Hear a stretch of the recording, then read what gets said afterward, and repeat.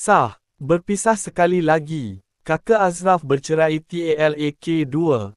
Sebelum kita melangkah jauh, yang belum lagi subscriber, apa kata anda subscriber dan tekan butang loceng untuk notifikasi video selanjutnya?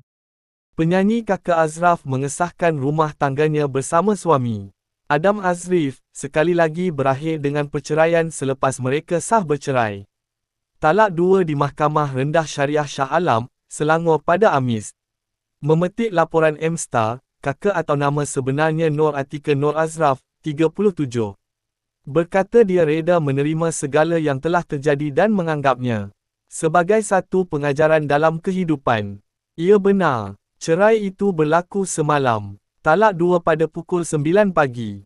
Saya terima ini sebagai satu pengajaran dalam hidup.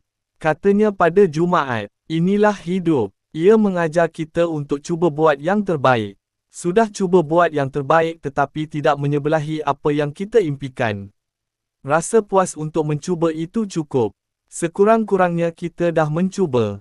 Ini bukan nak salahkan sesiapa, ini takdir dan terima hakikat. Sekarang teruskan perjalanan hidup dengan 3 cahaya mata, luahnya. Ibu saya besarkan saya sebagai single mother. Tapi bercerai mati. Bukan mudah, tapi inilah kehidupan. Saya ambil sebagai pengajaran untuk perbaiki diri menjadi lebih baik. Tambahnya lagi,